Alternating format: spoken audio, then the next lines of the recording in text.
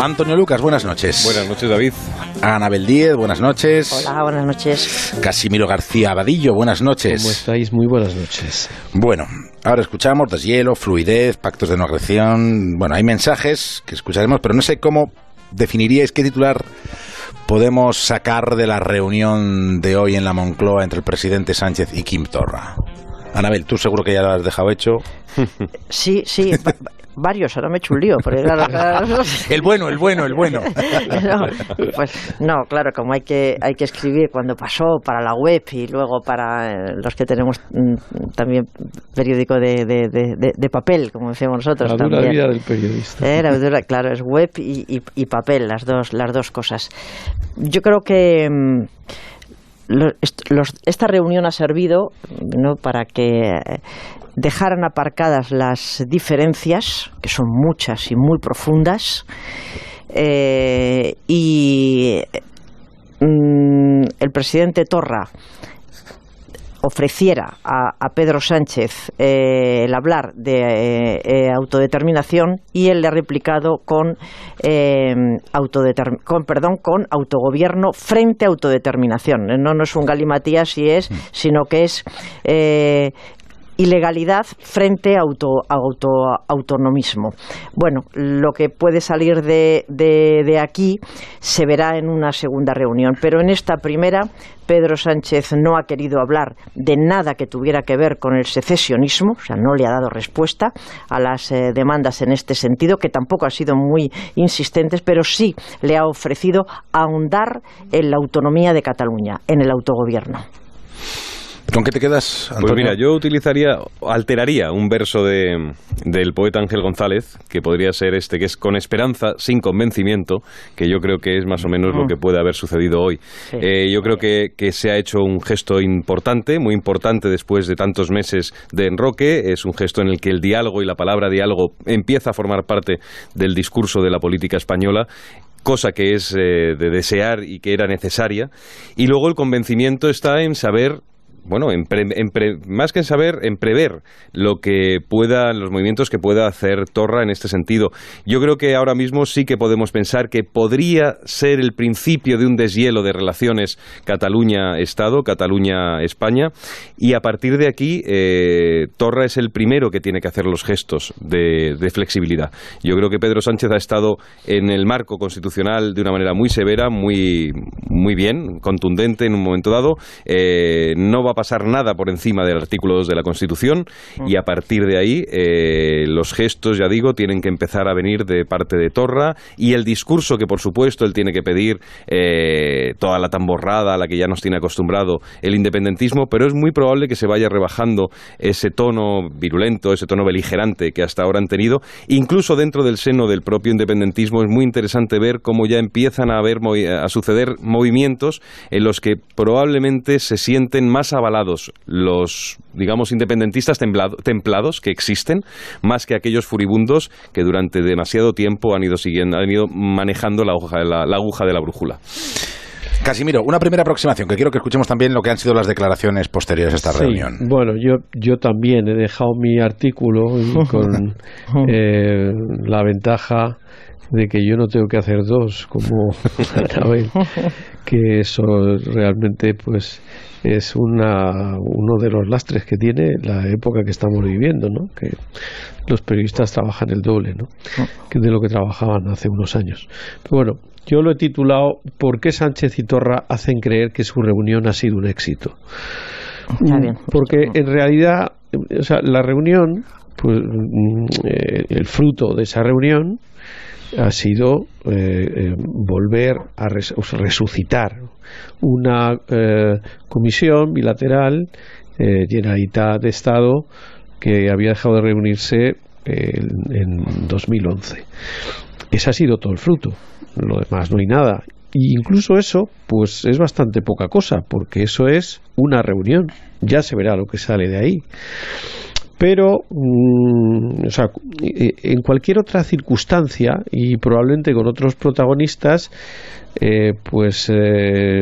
hubiéramos dicho, mira, Anabel lo ha planteado muy bien, ha dicho, bueno, Torra ha dicho que no va a renunciar a la autodeterminación y Sánchez le ha dicho que verde las han segado. O sea, hubiéramos dicho, bueno, diálogo de sordos, ¿no? Porque en los temas más importantes, que son esos temas políticos que traía el presidente de la Generalitat en su agenda, no se ha avanzado nada. Nada, y no se va a avanzar nada, porque no se puede avanzar nada. Pero yo creo que los dos están en una posición de debilidad en la que a los dos les interesa no mover mucho el panorama, porque a los dos les interesa precisamente dar esa imagen de que algo se ha puesto en marcha. El presidente del gobierno, pues su posición de debilidad se ha visto claramente en la elección del presidente de Radio Televisión Española, donde ha tenido que mendigar los votos uno a uno y donde han sido clave los votos de los independentistas. Y Torra, también lo ha mencionado Antonio, pues está viendo que el independentismo ya no es un bloque unido, ya es un bloque en el que ya hay bastante pragmatismo, y sobre todo por una razón, porque es que el 1 de octubre ya ha pasado. O sea, esa experiencia ya la tienen, y esa experiencia ha sido un fracaso. Es decir, después de la declaración de independencia, después de ese 1 de octubre, hubo una declaración de independencia. ¿Hubo algún país que reconociera a Cataluña como Estado? No. ¿Y en las elecciones que vinieron después arrasó el independentismo? No. Hubo más votos no independentistas. Es verdad que hubo más escaños independentistas, pero más votos no independentistas. Por lo tanto, el independentismo está ahora en esta situación de volver a repetir la jugada. Pues tampoco. Entonces, Torra juega a yo no renuncio a nada, pero no consigo nada, y Sánchez juega yo no concedo nada, pero hago como que esto abre una vía distinta a la que había. Es decir, bueno, pues vamos a dar un margen a que las cosas han cambiado en un escenario político en el que el PP ya no está en el gobierno, pero vamos a ver lo que dura esto. O sea, esta especie de autocomplacencia, me imagino yo que con el tiempo, a pesar de que a Sánchez sobre todo le interesa estirarla hasta las elecciones y que Cataluña esté calmada hasta las elecciones, vamos a ver si ese margen de maniobra lo tiene Torra. Es decir, si Torra puede mes tras mes decirle a su parroquia que yo la no renuncio a la autodeterminación, pero que no la consigo. O sea, vamos a ver. Este es el primer acto de una obra que va a tener muchos actos, y este primero, los dos protagonistas han tenido el interés de vender que ha ido mejor de lo que en realidad ha ido la reunión. Ahora volvemos sobre la reunión, porque en la cuestión formal todos están contentos, el gobierno y el gobierno. Dejemos espacio a lo que hoy ha ocurrido, que consideramos que es una buena imagen con contenido para la democracia de este país. Quiero poner de relieve que la reunión con el presidente Sánchez ha sido una reunión larga, ha sido una reunión sincera y ha sido una reunión de un diálogo franco, una reunión de trabajo. Pues una reunión de trabajo con diálogo franco, y las posturas, pues donde estaban, por ejemplo, sobre los presos.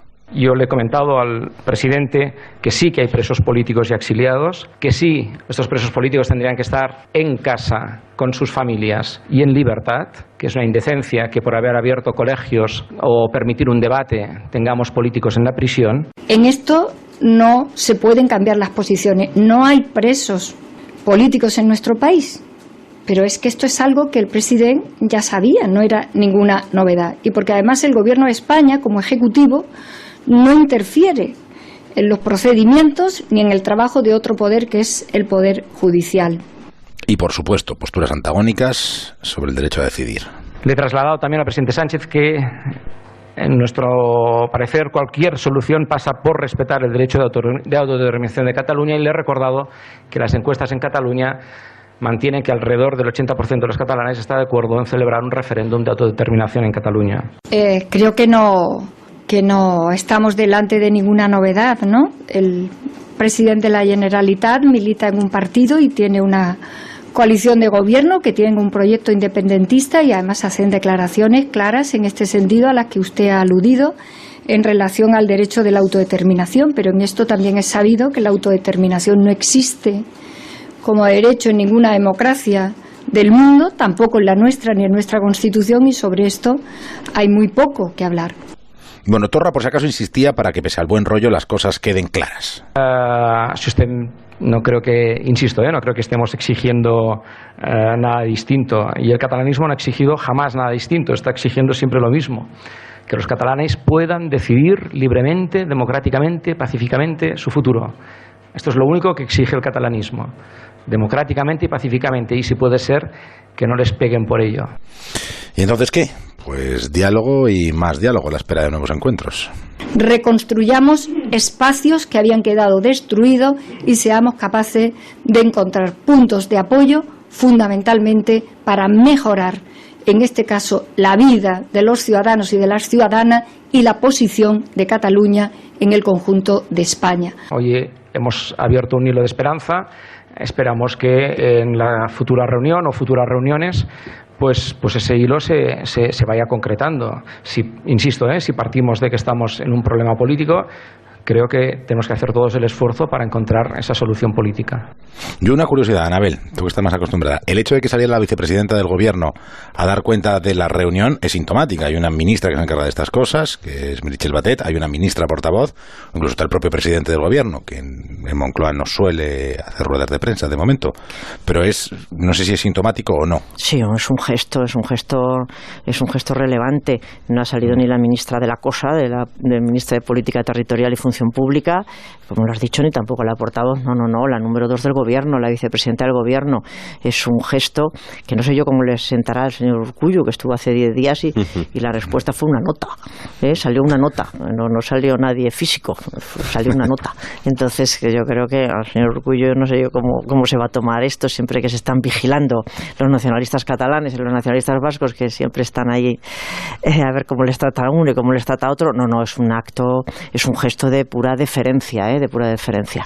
Algunas cosas se ha escapado, claro, la vicepresidenta, algunas cosas que le hemos planteado no ha respondido con la excusa de la premura, que era para atendernos, que llevábamos ahí mucho rato, y entonces muchas de las cosas que ha dicho, es que ha sido un intercambio rápido con el presidente, un poco de los temas generales, pero ya la precisión pues ya no se la puedo contar. Pero en fin, los principios generales los ha dejado clarísimos: presos, autodeterminación, jefe de Estado, que ese es otro tema que yo creo que no habrá sido pacífico del todo, aunque no nos hayan contado, porque el señor Torra ha dicho que el jefe del Estado es una persona no grata.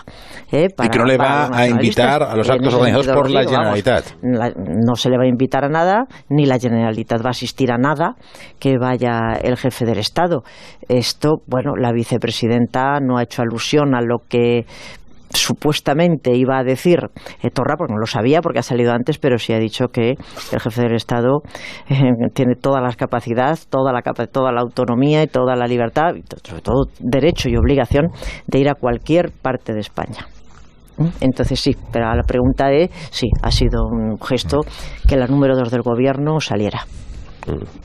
¿Y el hecho de que no vayan a invitar al jefe del Estado, eso nos puede dar ese es un tema complicado, algunas escenas? Porque por desgracia se va a celebrar el aniversario de los atentados de Cambrils y Barcelona. Yo diría quizá uno de los temas de todo es como decía Casimiro, que han querido los dos dar a entender, o incluso yo creo que de una manera exagerada y no sé si del todo acorde con la realidad, de que ha ido todo muy bien y los principios se han asentado, pero este es un tema para Pedro Sánchez feo y complicado. Tendrá que medirse, claro, tendrá que medir su autoridad como presidente del Gobierno a la hora de entrar a valorar si él a lo mejor tampoco debe acudir a los actos que haga la Generalitat si el jefe del Estado no está invitado. Al fin y al cabo es una figura constitucional como la es un presidente del Gobierno. Sí, y además esto tiene fecha fija, o sea que es el día 17 de agosto. Acordaos que en la celebración, ¿no?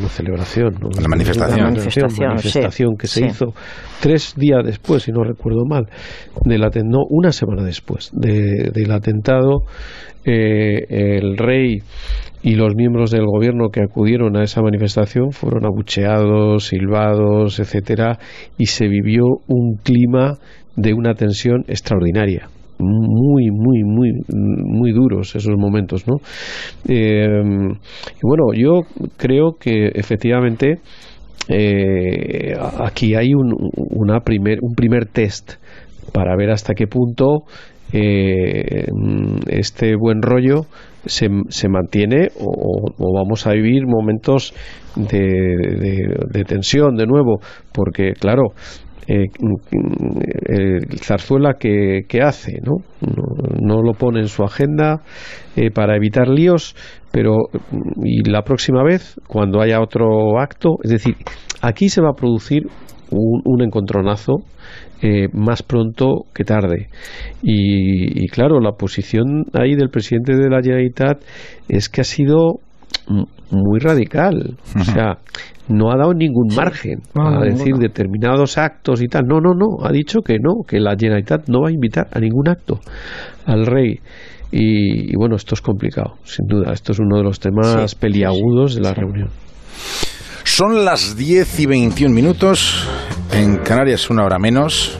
Y sé que lo estáis deseando, así que vamos a hacer una pausa, cogemos aire o carrerilla y hablamos del Partido Popular. ¿Habrá o no habrá debate entre Soraya Sáenz de Santamaría y Pablo Casado? Sobre este asunto han sido preguntados los encargados de la comisión organizadora del Congreso y bueno, silban. Bueno, faltan menos de 15 días para elegir al sucesor de Rajoy y se habla de debate entre Pablo Casado y Soraya Sáenz de Santamaría. Luis de Grandes, presidente de la comisión organizadora, decía eso de ya se verá. Vamos a respetar mucho la opinión de los candidatos, como es natural, pero también tenemos la obligación de ponderar lo que sea mejor para el partido. En ese equilibrio es en el que tenemos que entrarnos. Y Martín de Mayo dice que no lo ve. Yo sinceramente no lo veo necesario, la dirección del partido no lo ve necesario. Estos debates, en fin, el debate en sí mismo es positivo. Lo que sucede es que este debate entre dos compañeros de partido, pues sinceramente estoy seguro que son nuestros rivales los más encantados con ese debate. Pablo Casado quiere debatir, lo decía hoy en Pamplona mientras era abucheado por un grupo de agitadores en las calles. Bueno, yo creo que este es el ejemplo de que en España hay que debatir de ideas y que nuestro partido se juega al futuro en sus principios y sus valores. No estamos hablando simplemente de gestión. Eso es lo importante que pasa en España. No que elijamos a uno o a otro. Y por tanto mi proyecto político es un proyecto político fuerte, que ponga coto a todas estas amenazas de los intolerantes y los borrocas. Y por tanto, si se debaten esas ideas de esos principios y de que en España se pueda expresar con libertad y dignidad cualquier idea, creo que es el momento de hacerlo desde el Partido Popular. Y Soraya Sáenz de Santamaría decía no tener problema de debatir para acordar. Las casas se construyen por los cimientos y creo que en un partido hay que darle también una cierta prioridad a un diálogo sincero para el acuerdo. Entonces yo también quiero poner en marcha ese diálogo sincero para el acuerdo. Y luego siempre hay animadores de parte, ya lo sabéis, ahí estaba esta mañana en Más de Uno Esperanza Aguirre. Que hasta ahora pues el debate ideológico se ha orillado. Ahora ha llegado un proceso para elegir a un nuevo presidente y queremos saber qué es lo que opinan y cuál es la ideología de los candidatos, y para eso no hay nada mejor que el debate. Yo no sé cuál es la ideología de Soraya, la verdad, la desconozco. ¿Crees que habrá debate? Yo creo que no. Primero porque el aparato organizador del Congreso no está por la labor. Probablemente, yo fíjate, incluso no voy a decir que es para proteger a uno o a otro, sino que puede haber algo también de eso, pero fundamentalmente sabe que un debate de estos produce heridas y sobre todo de cara a la opinión pública, de cara a los ciudadanos, muestra la división. Yo creo que Pablo Casado, que va por todas, que va al todo o nada, quiere debate, pero Soraya Sáenz de Santamaría el testimonio que acabas de poner así lo evidencia, no quiere debate, porque estos debates no son para, en este momento procesal, la situación no es para pactar, eso será después. La de ahora es para confrontar en sentido etimológico, para confrontar ideas, proyectos. Tampoco nos vamos a poner muy estupendos, porque las primarias de los partidos, salvo alguna excepción por un momento determinado muy concreto, que se esté discutiendo algo muy fuerte en el país donde se produzca, o en España, que también ha pasado, pero bueno, esto es quien se hace con el liderazgo de un partido, es para eso, y se utilizan no tanto proyectos ideológicos, sino pues un poco ideas fuerza, más llamativas, más atractivas, para poder atraer a los militantes, que esto no es un tema de los votantes, sino de los militantes, y no se van a poner a confrontar proyectos, sino que lo que se va a producir es un enfrentamiento peliagudo. Pues si queréis, no tenemos nada más que recordar lo que fue el debate que el PSOE sí lo hizo a carne viva contra Pedro Sánchez y Pachi López, que acaso, bueno, fue el más suave, y Susana Díaz. ¿Os acordáis de aquella Susana Díaz diciéndole: Pedro, cariño, no mientas, no sigas mintiendo? Eso fue muy tremendo. Y el propio Pachi, la verdad, en ese debate fueron todos contra Pedro Sánchez, ¿no? El propio Pachi López diciendo: pero para ti, ¿qué es una nación? O sea, ese fue uno de los momentos cumbre del debate. Golpes bajos, golpes altos, golpes de todo tipo. Entonces, bueno, Soraya Sáenz de Santamaría no quiere eso, y yo creo que el aparato organizador, que ahí tampoco. Por lo cual creo que no. Pero yo, vamos a ver, que esa posición que dice Annabel es así, eso está claro. Pero yo creo que lo van a tener difícil, porque va a haber mucha gente que va a decir: oye, ¿y por qué no vamos a tener ese debate? Es decir, el PSOE lo hizo, como recordabas. No hay más que ver, por ejemplo, en el país donde las primarias forman parte de la columna vertebral de la democracia, que es en Estados Unidos, los debates entre los candidatos del mismo partido, acordaos, Obama, Hillary Clinton, son de una violencia extraordinaria, cosa que no impide que luego, una vez que gana uno, pues el que ha perdido se ponga a su servicio. Y Hillary Clinton fue una persona clave de la administración Obama. Es decir, ¿por qué? O sea, hay muchos militantes del PP que dicen: ¿por qué tenemos que tener en el partido este tratamiento de casi infantil? De nosotros no podemos hacer lo que hacen otros. Otros tienen debate, pero nosotros no podemos, porque si hacemos debates, el partido tal. No podíamos tener primarias, que estas tampoco son unas primarias, digamos, genuinas, pero bueno, son unas primarias a doble vuelta, un tal. ¿Y cuánto tiempo hemos oído a la gente del Partido Popular, cuando personas como Esperanza Aguirre proponía primaria, decir: no, eso no forma parte de la cultura del Partido Popular, la cultura del Partido Popular es otra y tal? Hombre, yo creo que esto ya queda un poco de modé. O sea, el militante, pienso yo, del Partido Popular se tiene que sentir un poco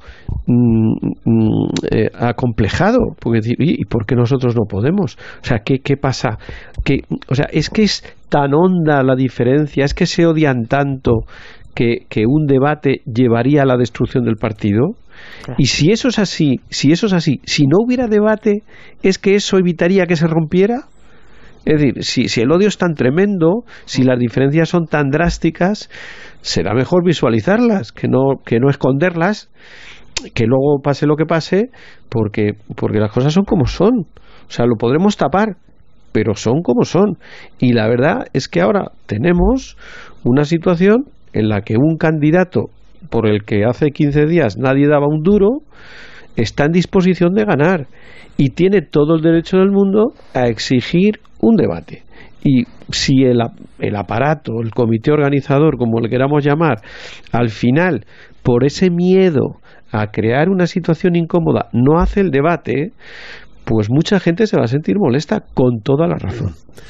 Es que yo veo estas primarias como un aguachirle de primarias. Es decir, no se parece nada, ya lo habéis dicho los dos, no se parece nada a las primarias que realmente uno reconoce como un ejercicio de transparencia en un partido, de debate, pues a colmillo saliente, y da la impresión de que son unas primarias solo para convencidos. Es decir, no hay ninguna intención de inscritos ya corriente de pago. Con lo cual se reduce mucho más aún el espectro.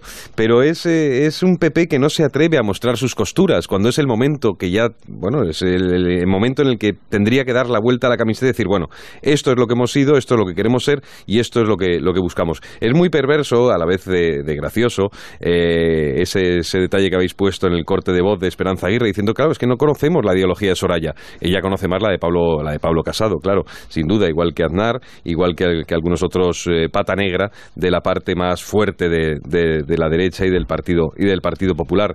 A mí me parece un error que no exista ese debate. Creo que es un momento perdido en la historia de un partido que quiere por lo menos revocar una cierta idea de oscuridad, o por lo menos de falta de puertas o de ventanas abiertas en su estructura.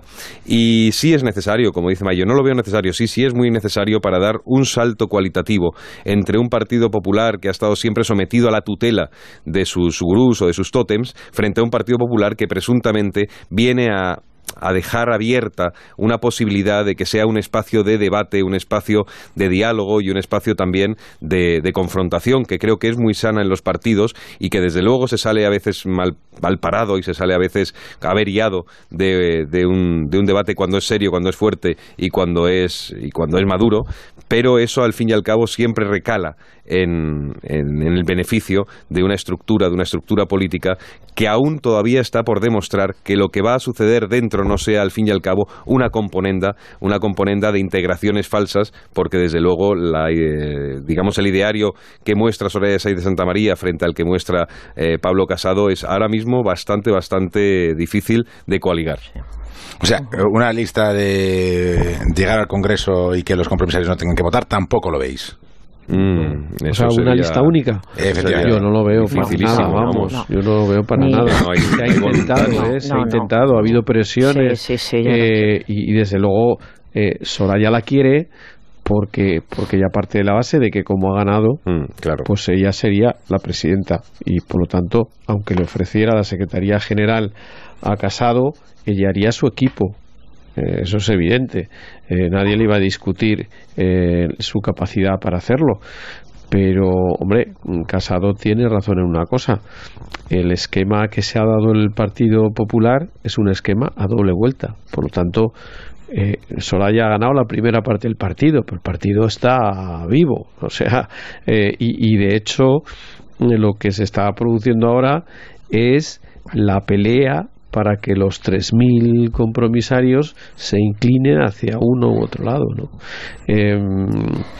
Yo creo que al final esto, pues para mí va a ser positivo, porque el Partido Popular había diseñado una sucesión, pues sobre el papel, que ni siquiera hubiera necesitado ni debates ni nada, porque todo el mundo daba por hecho que Núñez Feijóo iba a ser el elegido y que él iba a aceptar. Claro, cuando eso se ha roto, se ha quebrado esa previsión, pues todo el mundo se ha puesto a temblar, pero la democracia, que siempre es estupenda porque da la oportunidad a la gente de decir su opinión, ha puesto sobre la mesa que ni Cospedal tenía tanta fuerza como parecía, que hay un voto suelto por ahí que ha decidido que Pablo Casado tiene que ser una alternativa, y que Soraya Sáenz de Santamaría, a la que poca gente también le daba opciones que dentro de esos pata negra pudiera tener, pues ha tenido un montón de votos. O sea, que la democracia al final lo que te hace es ver lo que hay, y lo que hay es un Partido Popular en el que claramente en estos momentos pues hay un líder que lo que quiere es un partido muy pragmático, muy a lo Rajoy, muy a no agudizar los perfiles ideológicos, a ser mucho más pragmático, y un perfil como el de Pablo Casado, que es todo lo contrario, es reivindiquemos la esencia de un partido de derechas conservador. La familia, la unidad de España, etcétera, etcétera. Y bueno, pues... ¿Pero tú crees que Soraya no está con la unidad de España? No, ¿O es la familia? No. Vamos a ver. Evidentemente, claro que Soraya está por la unidad de España. Pero fíjate que este es uno de los elementos de discusión. O sea, Soraya donde la ataca Casado, por el tema del diálogo con Cataluña. De la operación diálogo. Tú puedes estar por la unidad de España y defender un diálogo pues con Junqueras y estás por la unidad de España y puedes decir españoles a Junqueras ni agua, que lo intentara. Claro, es decir, que sobre esos principios también hay bastantes diferencias, ¿no? Bueno, pues que se debata, si no pasa nada. Si es lo que enriquece. Ya una vez llegados a este punto de primarias, después de una primera vuelta y a la espera de segunda, un debate pues ilustraría muy bien. Claro, pero sí es lo único que justifica ya una segunda vuelta, es decir, un debate. Es decir, hay un momento en que ya, visto los candidatos que quedan en la parrilla de salida después de los descartes, o sea, en la parrilla de meta después de los descartes, es que solo es un debate lo que puede justificar que exista esa segunda vuelta de cara al público. O sea, pero yo por supuesto, y lo defiendo, pero trato de ponerme en la piel de Soraya Sáenz de Santamaría y también del equipo organizador, y tal como está enfocando Pablo Casado su campaña ahora para la segunda vuelta, iba a ser... no sé si es demasiado decir cruento, pero casi, y además acabamos de mencionar uno de los temas, esos en que son temas fuertes y calientes, como es el diálogo con Cataluña, esos reproches que Pablo Casado, que no nos consta, a lo mejor sí lo dijo dentro de alguna reunión del partido, aunque ahora mismo nunca nos constó de que se dijera hay que hacer otra cosa con Cataluña. Mira, del señor Albiol tengo que decir que sí que lo dijo. El señor Albiol, con respecto a Cataluña, él tenía otras tesis, y algunas incluso el 155, que tenía que ser mucho más largo, antes, que nada de 4 meses. Todo ese tipo de cosas, Albiol lo dijo, bueno, pero me queda en minoría, el hombre lo reconoció. Aquí, vamos, que yo que estoy totalmente de acuerdo, Antonio, en que tenía que haber debate, que es lo que queda, pero yo entiendo que quienes se la juegan no quieran hacerlo porque puede ser muy, muy desagradable, y que muchos militantes pues se pongan del lado de Casados y juega bien sus cartas, y nada menos. Estoy con la pregunta retórica de David, de poner en cuestión que Soraya Sáenz de Santamaría no defiende la unidad de España. Bueno, añado, meto ahí una cuña, de la misma manera que la defienden pues el Partido Socialista cuando también defiende el diálogo con Cataluña, de sí lo que de sí, y tenga que cortarse cuando tenga que cortarse. Bueno, ahí esta mañana, en una entrevista que le han hecho al exministro de Fomento, que como sabéis de la Serna está en el equipo de Soraya, pues él ha venido un poco a plantear lo que decía ahora Anabel, y se le ha deslizado la palabra desleal. ¿Cómo es posible que diga ahora esto cuando él antes... Hombre, eso tiene su truco y su trampa, porque todos, me imagino que tú también, Anabel, habrás hablado con líderes del Partido Popular, incluso algún ministro, que en privado criticaban la política de la operación diálogo, que es decir, que eso estaba vivo ahí. Lo que pasa es que no se decía, pues porque claramente en los partidos pero una postilla solo. Efectivamente, yo he oído a lo largo de todos los meses que hubo operación diálogo. Lo que no criticaba tanto que lo hubiera puesto en pie, lo que criticaban era que no daba resultados, que para qué había valido, pero no tanto que... No sé si Casimiro tienes la misma impresión, si te acuerdas, ¿y esto para qué? ¿Y esto para qué? Que verdad, menudo fracaso era lo que decían, menudo fracaso. ¿Cómo es posible que nos hayamos fiado de un hombre como Junqueras? Junqueras nos ha tomado el pelo. ¿Cómo es posible que...? Es decir, esas cosas que se decían en privado, insisto, de gente muy importante del Partido Popular y del gobierno, dentro del Consejo de Ministros, y que, por ejemplo, con el tema de la subida de impuestos, es decir, ha habido dentro del Partido Popular, es un partido que abarca desde el centro pues a una derecha bastante extrema, pero esos debates, a lo mejor esto es el miedo que tienen, ¿no? Es decir, oye, a ver si ahora se nos va a fastidiar esto de que debajo de este paraguas cabe tanta gente, ¿no? Pero sí que ha habido una posición más radical, más conservadora, más ideológica dentro del Partido Popular, que no casaba muy bien con el pragmatismo con el que Rajoy ha ganado, ganó las elecciones y luego las perdió. Pues yo este fin de semana, en una conversación con Casado, él me decía, hombre, es que si con esa política se han perdido 4 millones de votos, y por lo tanto, si optamos por lo mismo, va a ser muy difícil recuperar a los que perdimos. Este es un argumento que tiene doble filo, porque es con un PP ideologizado más conservador, los que se fueron a Ciudadanos volverían. Claro, esta es la gran pregunta, ¿no? O sea, la gran pregunta es ¿con qué política el PP puede ganar unas elecciones con una mayoría holgada? Esta es la pregunta que de verdad yo no soy capaz de responder, y creo que en el PP eso tiene que ser las urnas.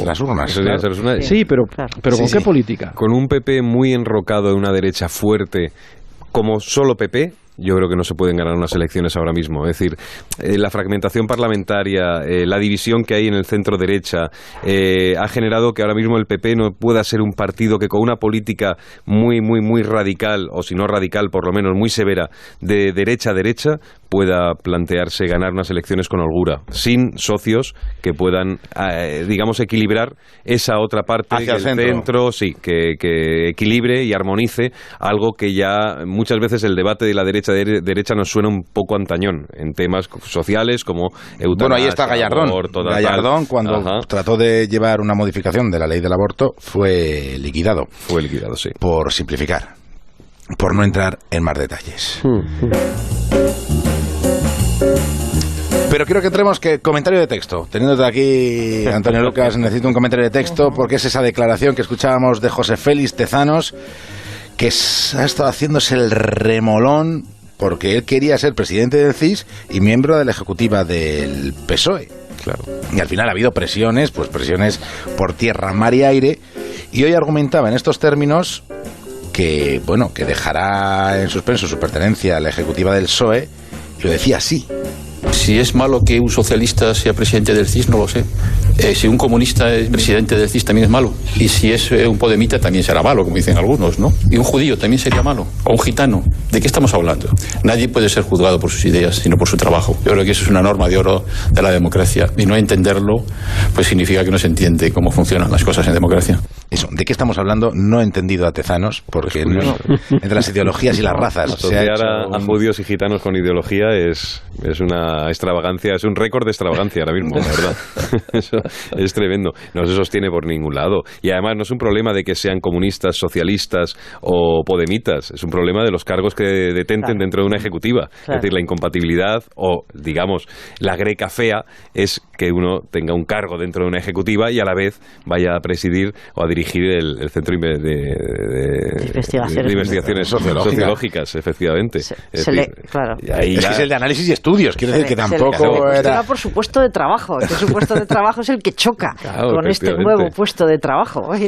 Que tú imagínate, es decir, que a un empresario de un negocio de armas le den el Ministerio de Defensa, pues si es que viene a ser lo mismo. ¿A qué va a favorecer? Y que no deje la empresa. Que no deje la empresa, claro. Es eso, que no deje la empresa. empresa, luego ya volverá, cumplida la incompatibilidad. Claro, pues bueno, pues no ahí se ha hecho un lío, oye, un señor que mire, que esto si lo hubiera dejado desde el primer segundo, hombre, feo, porque era de la ejecutiva de un partido y los dos últimos presidentes del CIS pues venían del mundo de la universidad, no hubiera quedado bien, pero bueno, porque pero en fin, se puede haber defendido su currículum, catedrático de sociología y uno de los padres de la demoscopia en la España moderna. Eso es bastante así, no se lo cuestionan los sociólogos más reputados de este país, no se lo cuestionan. Él podía haber dicho, bueno, además yo desde hace un ratito, que eso es verdad, solo estoy en la heterodoxia del Partido Socialista, en la ortodoxia, siempre ha estado en la heterodoxia, siempre era, bueno, pues en la izquierda, le dejaban ahí con su publicación, sus cosas y tal, pero vamos, nunca ha estado en los órganos de dirección del partido. Pero entonces ahora yo creo que lo quiero atribuir a eso, que estaba tan contento después de tantos años de no estar en el círculo de sótano, efectivamente, tantos años de sótano, pues estar ahora en la planta alta, pues no la quería dejar. Pero ha sido muy feo y la reacción incomprensible, ininteligible, impropia de una persona con su... De un sociólogo. Impropia, es el lío que se ha hecho. Respetándole mucho a Tezanos, porque le conocemos desde hace muchos años, y es verdad lo que dice Anabel, que es un hombre que de eso sabe, o sea, no se le puede negar. Pero yo creo que hay determinados cargos dentro de la estructura del Estado que lo lógico es que sean ocupados por personas independientes, dentro de que cada uno luego puede tener sus simpatías, su tal. Es decir, el Banco de España, por ejemplo, pues hombre, se intenta que el gobernador y el subgobernador, aunque puedan ser sus nombres propuestos por el partido del gobierno, por el primer partido de la oposición, pero son personas de una reputación incuestionable. O sea, y eso funciona, eso funciona. Y yo creo que el CIS, que tiene tanta capacidad de marcar pues por las tendencias de opinión pública, las encuestas del CIS son las que se hacen con más medios.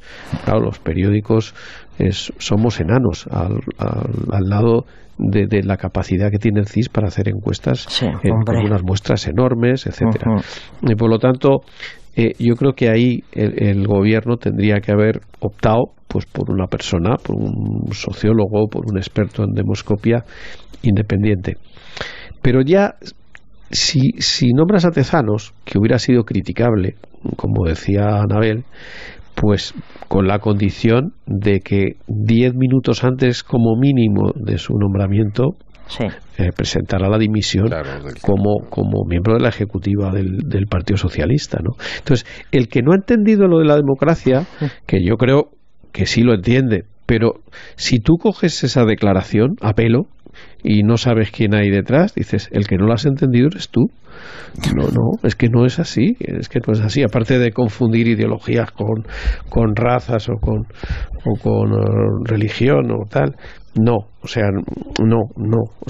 En un Estado democrático el partido que gobierna no lo puede hacer todo, no puede poner a la gente que quiere el presidente del gobierno en todos los sitios donde él quiera, porque tiene que preservar una cierta independencia de determinados organismos, y el CIS es uno de esos organismos que tiene que mantener al menos una apariencia de independencia.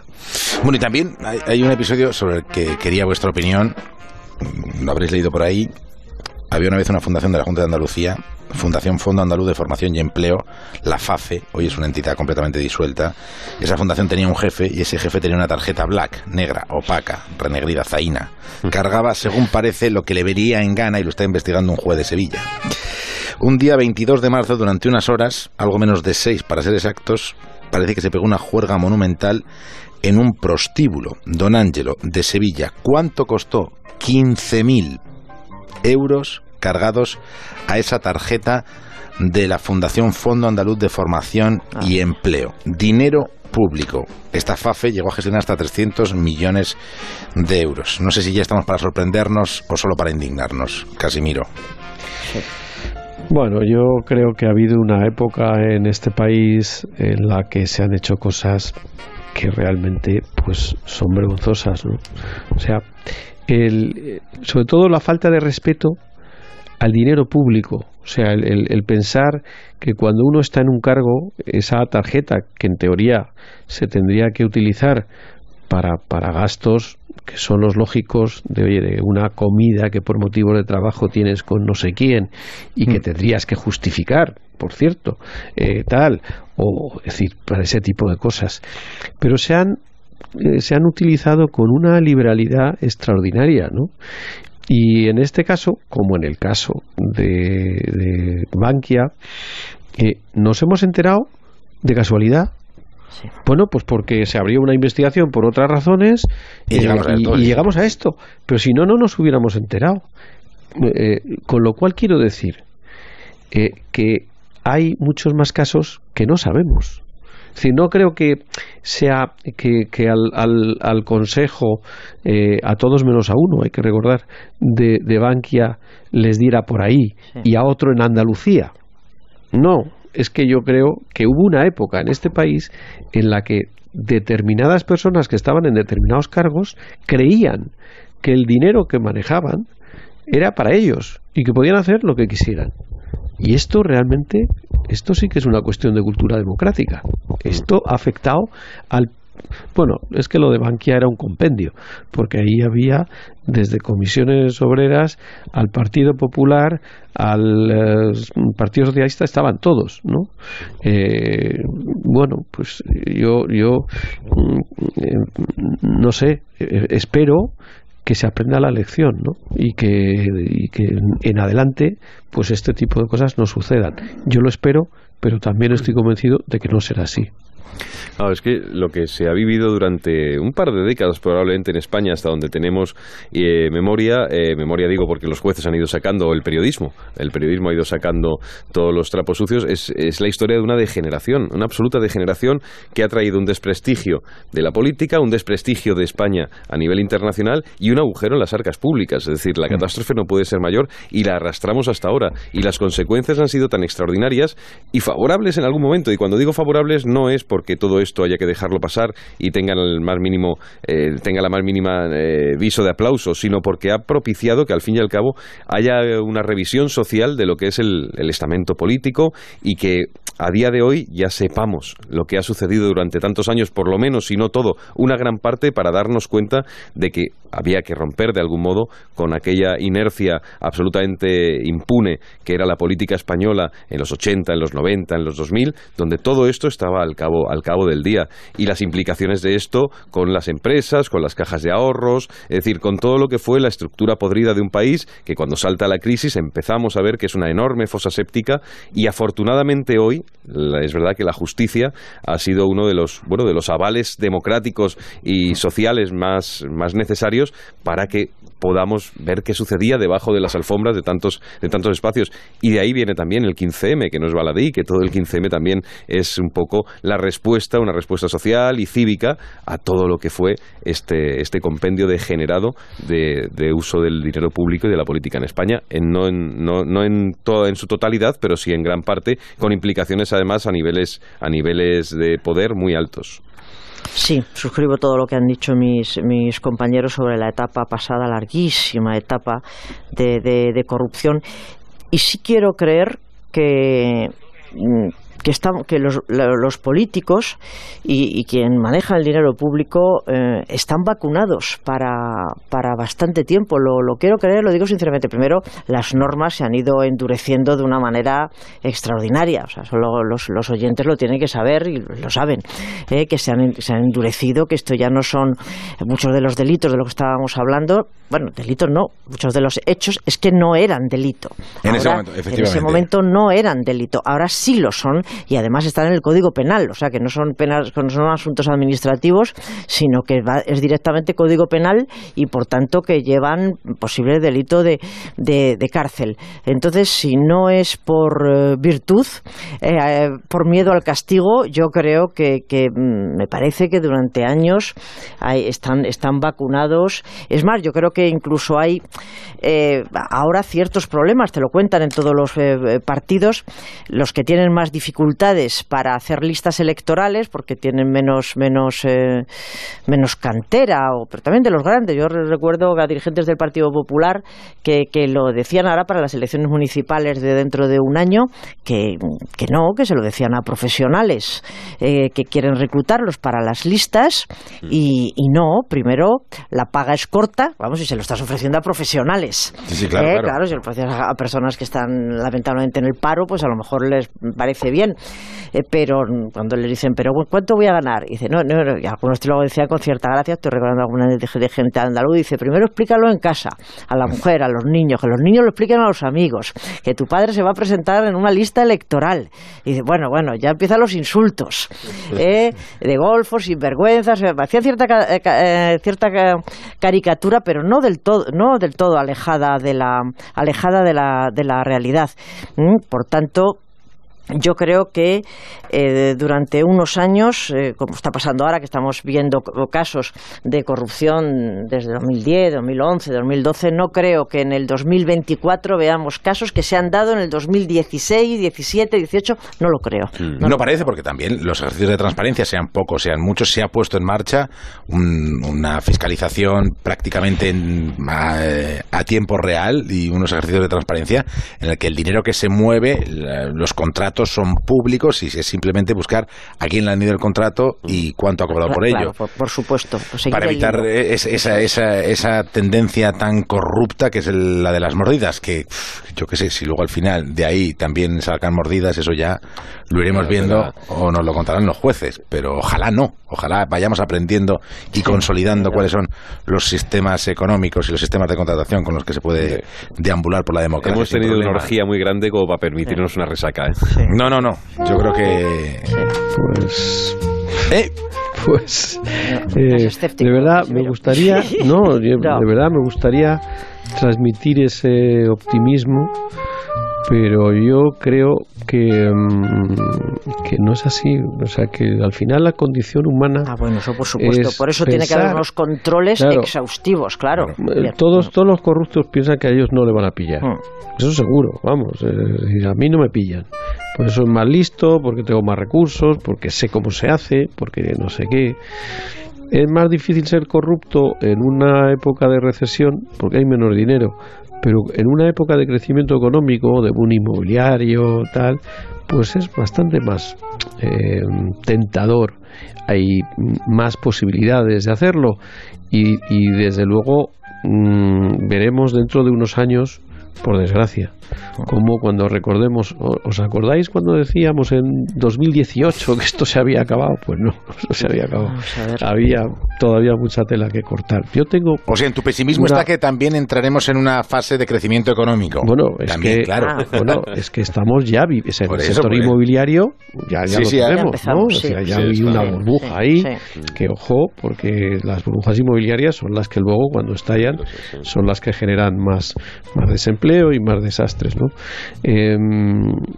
Yo no voy a decir el nombre porque fue una conversación privada, pero una de las personas que hay imputadas, no solo imputadas, sino que ha pasado por la cárcel en preventivo y está a la espera de juicio para entrar como ya preso con condena firme, me comentaba que tiene que ver con temas inmobiliarios. Me contaba que a él, estando en esa situación, han ido a verle constructores para decirle, oye, ¿con qué tenemos que hablar? ¡Qué contumacia!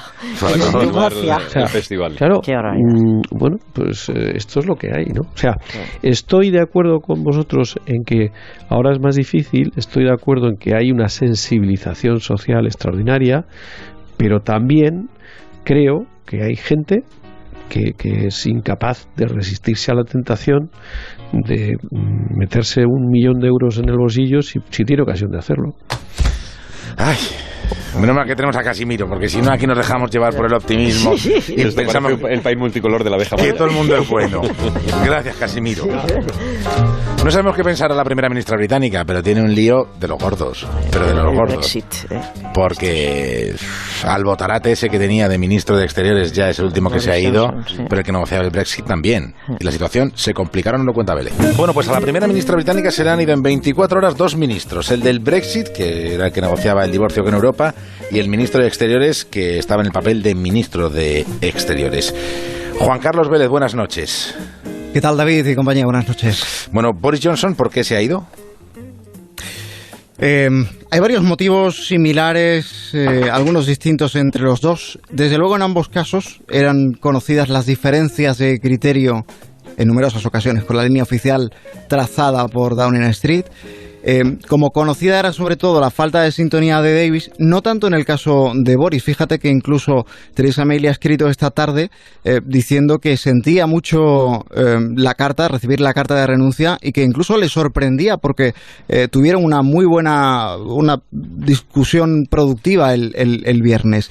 En el caso de Boris, que sabéis que es un tipo periodista que nunca se aleja de los medios, que encuentra ahí normalmente su tribuna para su espacio para hacerse oír con voz propia, en esa carta de dimisión que ha enviado hoy, deja un buen ejemplo con un lenguaje propio, con un poco de literatura, diciendo que el sueño del Brexit se muere, que si siguen por este camino el sueño del Brexit se muere, que van a la batalla enarbolando la bandera blanca.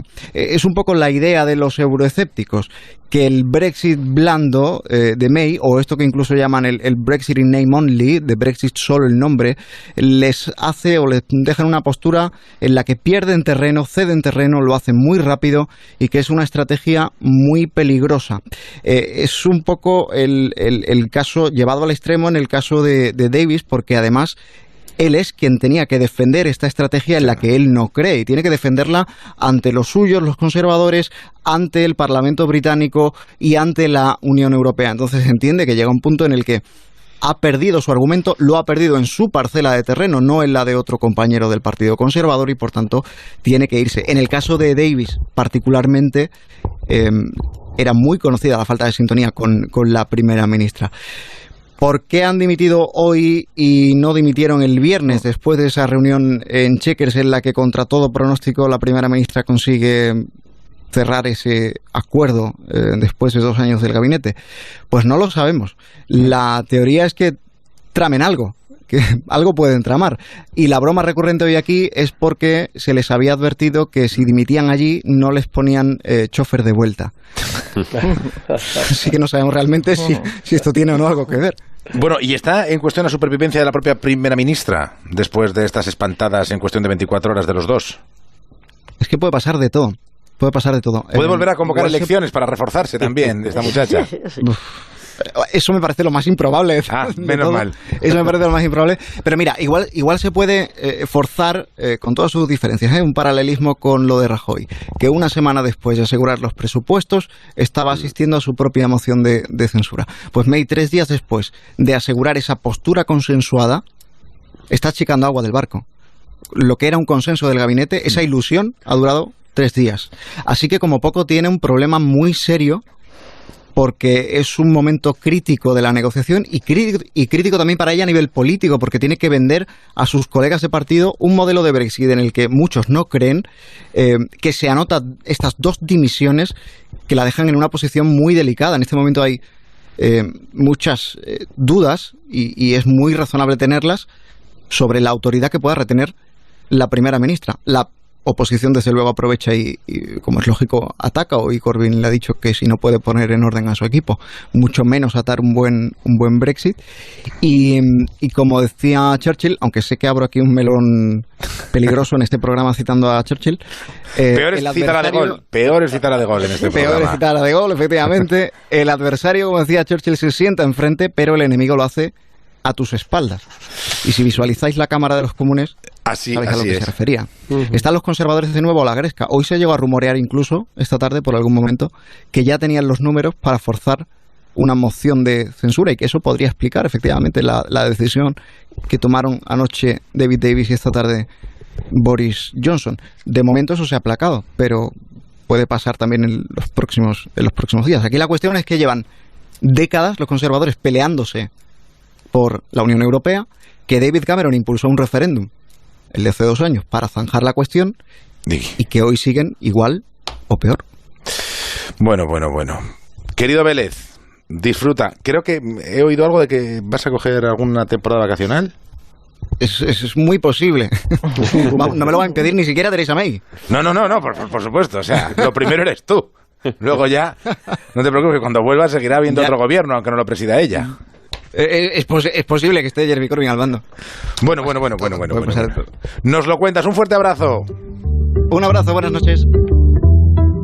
Cari García, y a los oyentes les preguntábamos por Cataluña. ¿Podemos retomar el asunto? Sí, podemos. ¿Qué tal? Buenas noches. ¿Cómo estáis? Buenas noches. ¿Crees que el deshielo, preguntábamos, entre Moncloa y la Generalitat se traducirá en una solución a la crisis en Cataluña?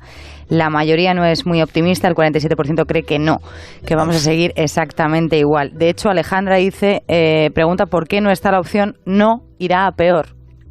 Bueno, ya la puede aportar ella. Pues ya está ahí aportada. El 33% ha optado, que es la segunda opción, por espérate al invierno.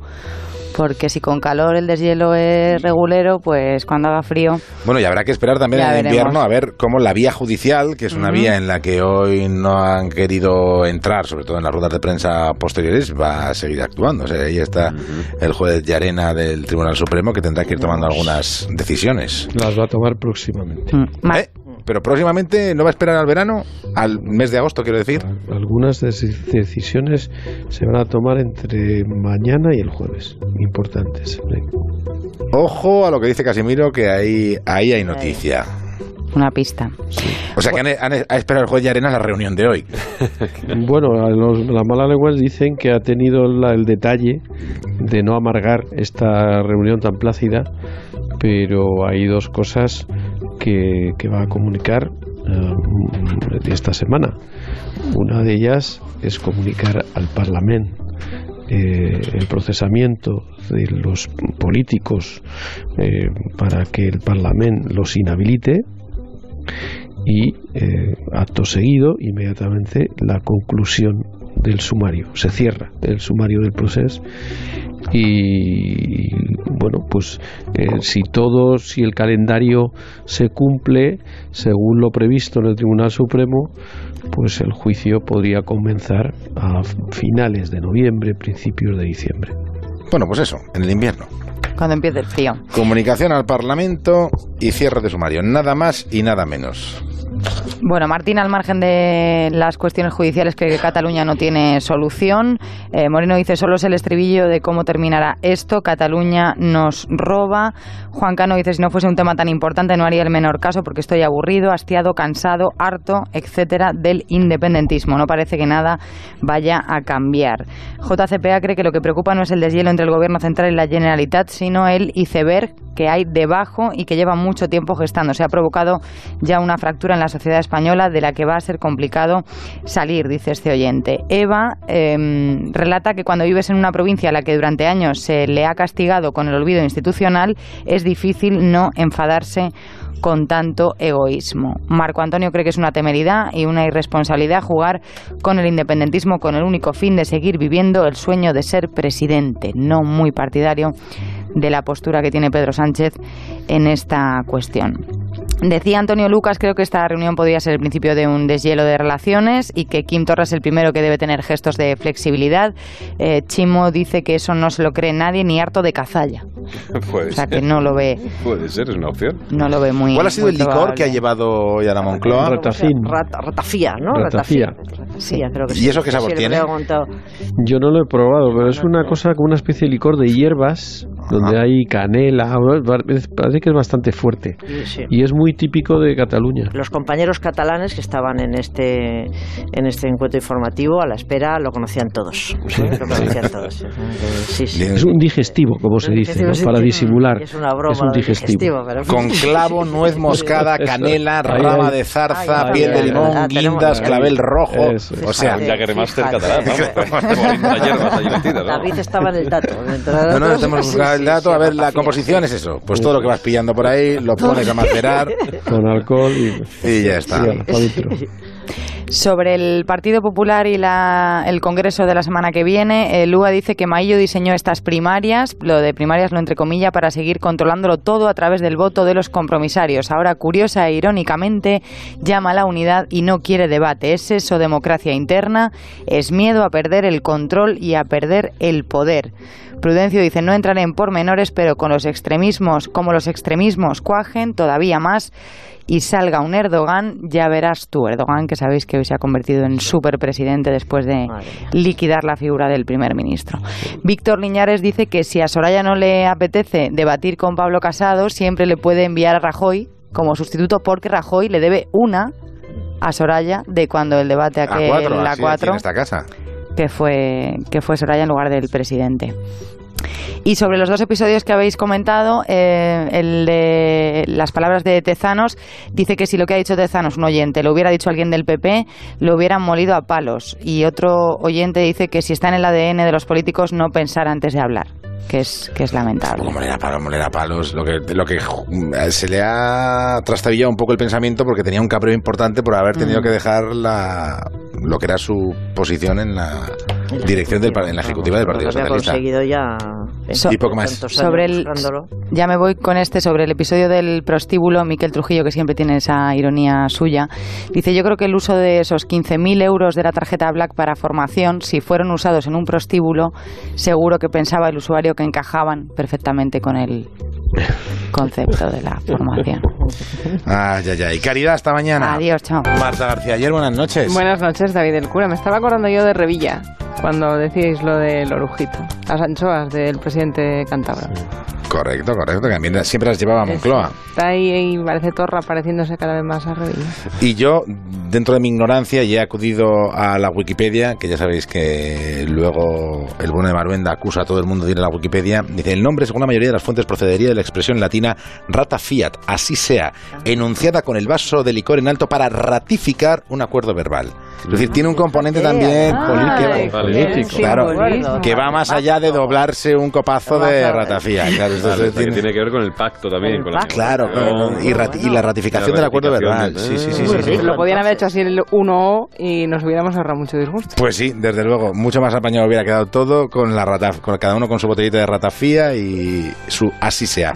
Bueno, cuéntame lo que no va a ser portada, Marta. No va a ser portada, no lo está siendo hoy, la violencia machista. Las 4 mujeres que han sido asesinadas por sus parejas o exparejas en solo 3 días, 2 en Madrid y 1 en Langreo, además de la que ha fallecido ha sido asesinada en Lepe. Son 21 las víctimas mortales que en lo que va de año, según las fuentes oficiales, y estos últimos 3 días han sido especialmente mortíferos. Estamos muy pendientes de los asuntos políticos y en los digitales, fijaos que no ha sido un asunto destacado. Espero que no sea porque nos acostumbramos. Tengo que decir que la vicepresidenta del Gobierno, que también es ministra de Igualdad, ha empezado su comparecencia con este asunto antes de dar cuenta de la reunión de Torra y Sánchez. Ha empezado con este asunto que, en fin, y no ha ahorrado expresiones aparte de dolor, de indignación y bueno, y que siguen, y que los poderes públicos siguen intentando erradicar la violencia contra las mujeres. Pero vamos a ver. Pues vamos a ver que todavía queda mucho por hacer. También la ministra portavoz el viernes pasado, cuando los 2 casos que conocíamos, todos los medios del Estado de Derecho para luchar contra esta lacra. Veremos a ver si se ejecuta todo lo que hay. ¿Y de qué no estamos hablando lo suficiente? Pues de esta histórica cumbre entre los líderes de Eritrea y de Etiopía, que no todos los días se firma un acuerdo de paz. El fin del estado de guerra han firmado estos países ayer mismo. Vamos, que ya habíamos tenido tiempo de haber hablado de ello también, que no ha sido así, aquí te pillo, aquí te mato. Bueno, pues fue esta cumbre. Sí ha sido la expresión ha sido poco afortunada. Si es un acuerdo de paz. Es un acuerdo de paz. El acuerdo de Argel de 2000 acabó fatal. Y ya sabéis que, bueno, Eritrea se independizó de Etiopía a principios de los 90. En 2000 se complicaron las cosas y después de 20 años sin entenderse, han acordado abrir embajadas en los países. Así que, bueno, vamos a ver si se favorece sobre todo la vida de los eritreos y los etíopes, que facilitando el comercio entre ambos países, pues seguramente puedan empezar a vivir un poco mejor. No somos nadie, Marta García Ayer. No somos nadie. ¿Habéis tenido sarampión vosotros? Pues supongo que sí, no me acuerdo. Sí, de niño, ¿no? Yo recuerdo. Se tenía. En el siglo XX se tenía, pero en el XXI lo creíamos extinto y está habiendo brotes. La prensa francesa recoge la muerte de una menor por sarampión en Francia. El sarampión no son unos granitos y ya está. Puedes morir por ello. Los vacunólogos recuerdan que no hay que bajar la guardia, y aunque en España la cobertura de las vacunas es muy alta, alertan los vacunólogos contra los brotes por dejadez o omisión en ponerse las vacunas que son obligatorias.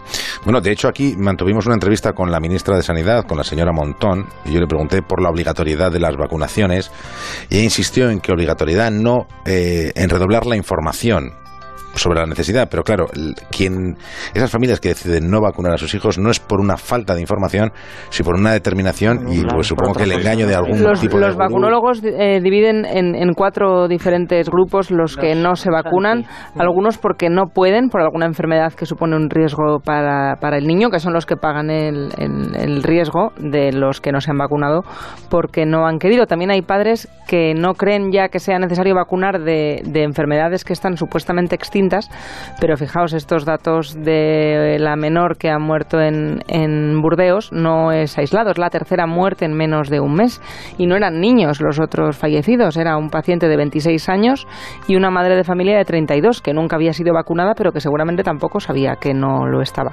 Así que hacen una llamada a la precaución en estos casos. Te lo dije, Marta García Ayer.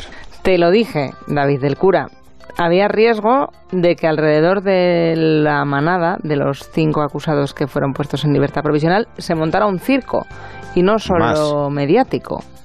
Lo último que hemos sabido hoy es que en Facebook se había creado el club de fans de José Ángel Prenda. Madre mía.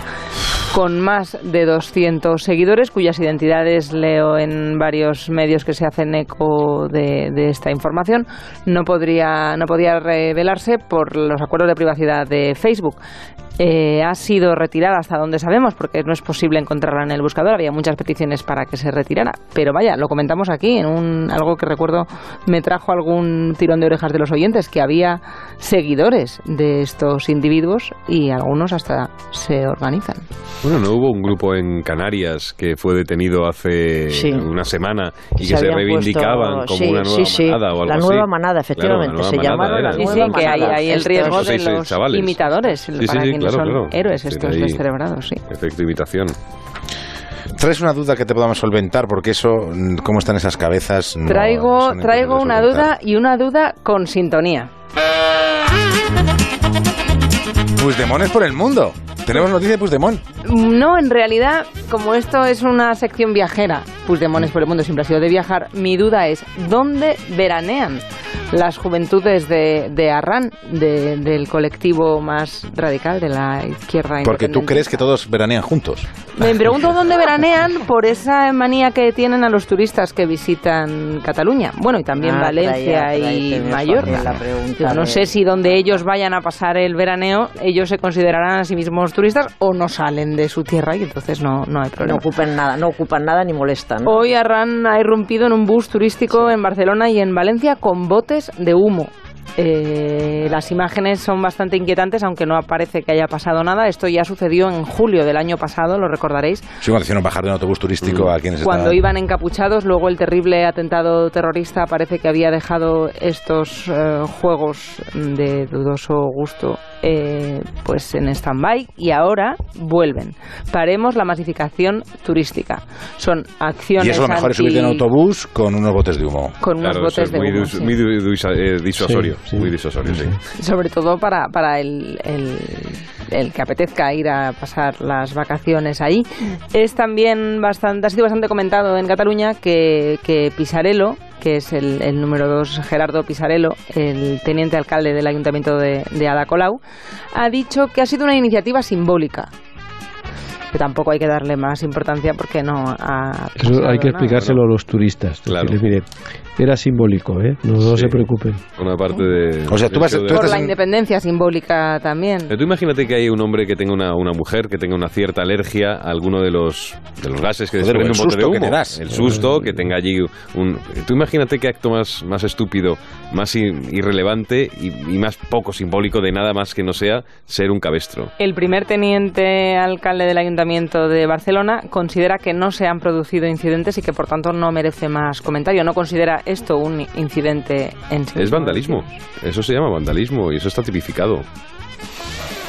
¿Qué me estás contando, Marta García Ayer, de verdad? Pues la que sin duda es mi noticia favorita del día. Un grupo de investigadores descubre 3 libros envenenados en una biblioteca de Dinamarca. Los libros, ¡qué fascinante! No se los había leído nadie. Son del siglo XVI y XVII. Hombre de la Rosa, Jaime del Burgo. Absolutamente. Esta es la historia. Lo que tienen, descubrieron, les llamó la atención, una capa de pintura, lo que parecía pintura verde, que ha resultado ser arsénico. Por compasión. No sabemos si era también por erudición, porque claro, para leerte los tomos aquí de... Los investigadores, más que a un asesinato múltiple, apuntan a que lo que querían era que las ratas no se comieran estos manuscritos. Y es realmente una historia fascinante que, ya digo, los investigadores de la biblioteca están todos en buen estado, no os preocupéis, pero el material era altamente tóxico. Bueno. Es estupenda la historia, ¿eh? La historia de muy Jorge de bonita, Burgos, sí. ahí el monje. Wow. Bueno, luego si era para que no se lo comieran las ratas, queda un poco... Bueno, menos, vete a saber. Pero vete a saber, seguro que hay algún muerto a cuenta del arsénico de los libros. Antonio Lucas, Anabel Díez, Casimiro García Badillo, Marta García Ayer. Hasta la próxima, que ya les digo yo que en la jornada de mañana... La Razón titula en catalán. Esto sí que no lo había visto yo. The Slash. Bueno, también tuitea en catalán desde la Moncloa en el día de hoy. Así que vamos viendo cosas nuevas. ¡Hasta la próxima! Hasta la próxima. Fernando Onega, buenas noches. Muy buenas noches, David, y buenas noches a don Fernando Villén, director que fue de la Fundación Andaluza Fondo de Formación y Empleo, que hoy ya no existe, pero dependió de la Junta de Andalucía. Apreciado tocayo, es usted el colmo de la mala suerte. Una noche pagó usted con su tarjeta de crédito oficial, la tarjeta de la Fundación, unas copas en un club de alterne. Según usted, fueron 538 euros de nada, poca cosa para un club de alterne. Y todo fue un error, también según usted, porque quería pagar con su propia tarjeta y se le fue la mano a la oficial. Y para culminar la mala suerte, la cantidad se disparó y ahora, 8 años después, el diario El Mundo no habla de esos 538 euros, sino de casi 15.000. Debe ser por la inflación. 15 veces fue el cántaro de la consumición a la fuente de la tarjeta oficial y 15.000 euros públicos se rompieron, 1.000 por viaje, aunque 3 días después alguien anuló las operaciones una a una. Pero quedó la información bancaria, esa chivata, y dice la muy indiscreta que la tarjeta se estuvo usando desde las 9 de la noche hasta casi las 3 de la madrugada. Una buena celebración, sí señor, más larga que la juerga de Pedro Sánchez y Torra de esta mañana. Lástima que el dinero fuese de fondos de los parados, otra vez la mala suerte, y dice la crónica que las cantidades iban creciendo, no sé si al ritmo del tintineo de las consumiciones u otros ritmos de club de alterne. Y el infortunio se vuelve a cebar con usted, porque la fecha del gasto, me cachis, coincide con un cambio del gobierno Griñán en la Junta de Andalucía y ahora no se sabe si bebían para olvidar o tenían algo que celebrar. Ay, don Fernando, el destino es muy caprichoso. Cuando te la quiere jugar, te la juega. Para una vez que usted utilizó la tarjeta de la Fundación y además por error, tiene que ser en un club de alterne. Para una vez que va a un club de alterne, se equivoca y paga con la tarjeta de la Fundación. Y para una vez que se equivoca, es con fondos de los parados. Qué mal día tuvo usted, qué aciago, qué sombrío, y 8 años después, qué afligido. Tiene que reclamar, don Fernando. Lo malo es que nadie sabe dónde tiene el destino su ventanilla de reclamación. Pues así terminamos hoy La Brújula. Enseguida en Onda Cero, El Transistor con Aitor Gómez. Buenas noches.